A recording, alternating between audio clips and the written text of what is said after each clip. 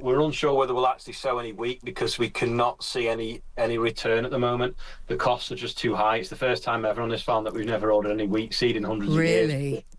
It just doesn't seem to be any point. As Britain returns to our more usual pattern of rain and clouds, it might finally seem like we have some relief from the summer of wildfires.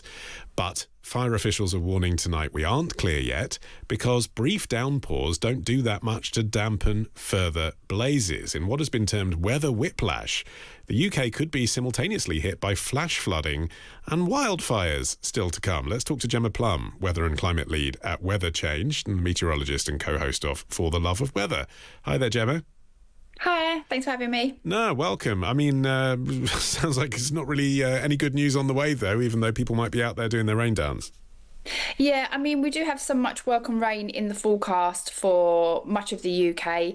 For some of the south, though, there's not going to be a huge amount of rain to come, but it will be welcome. It will be good for nature and for the gardens. But yeah, it's not going to be enough to really do much for the drought that we're in here for parts of England and Wales. And it's even sort of worse than that, isn't it? Because, as I understand it, and you obviously understand this a lot better than me, but because basically the ground's been so baked, even if we have lots of rain, it's not the same as when we normally get rain. It rolls off. Yeah, I mean, it's been so dry recently that the ground is just rock hard. It's so dry. So when we do see some rain, and we could see some heavy showers as we go through the next few days, the rain can't infiltrate down into the soil because the ground's so dry. So instead it runs off. So we do have the risk of flash flooding. Okay, and what happens when we get flash flooding? What are the consequences of that?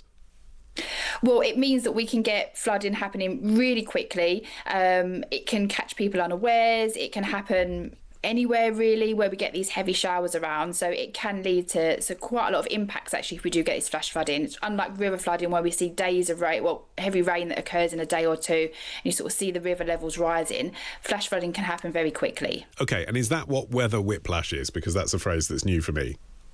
Weather whiplash is when you go from very wet weather to very dry weather. So we have seen that this year from the fact that we had a very wet winter at the start of the year, and then we've gone to this very dry period that we've had over the summer. So that's the weather whiplash.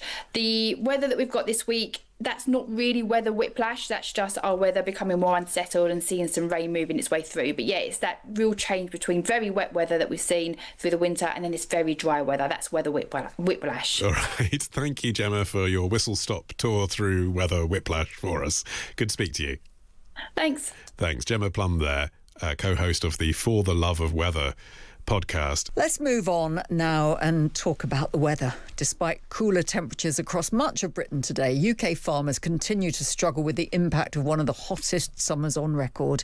Tom Bradshaw, president of the National Farmers Union, is calling on the government to help mitigate the harsh effects. And rain forecasts have come with fears of flash floods, adding further difficulty. Olly Henderson is an arable farmer in Prescott. He's also an influencer and an activist. Welcome, Olly. What are you doing at the moment? I'm starting to dig. I've been putting some drains in. Oh, you're putting drains in. Is that something you would normally be doing, or is that caused by the current weather? No, we put a new building up, and we just need to put some drains to it. So we're just on with that. It says Henderson. It's actually Harrison, but never mind. Oh, okay, all right.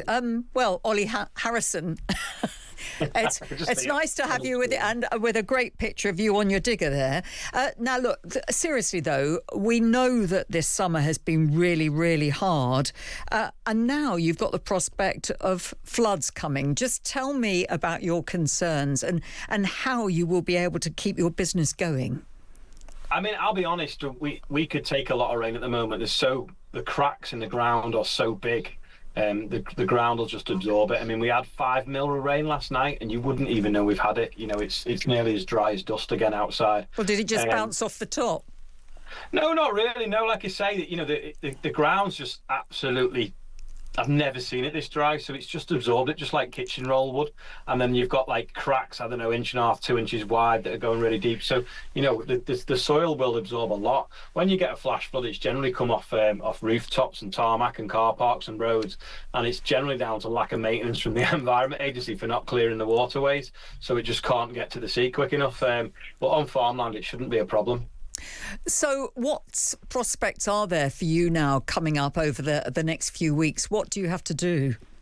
So we'll be sowing crops for next year, although we're unsure whether we'll actually sow any wheat because we cannot see any return at the moment. The costs are just too high. It's the first time ever on this farm that we've never ordered any wheat seed in hundreds of years. Really? It just doesn't seem to be any point. We've drilled some oilseed rape about 2 weeks ago, and that's just had.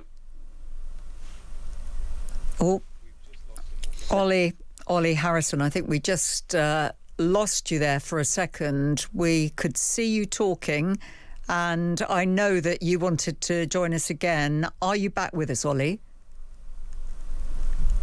No, he's gone. What a shame.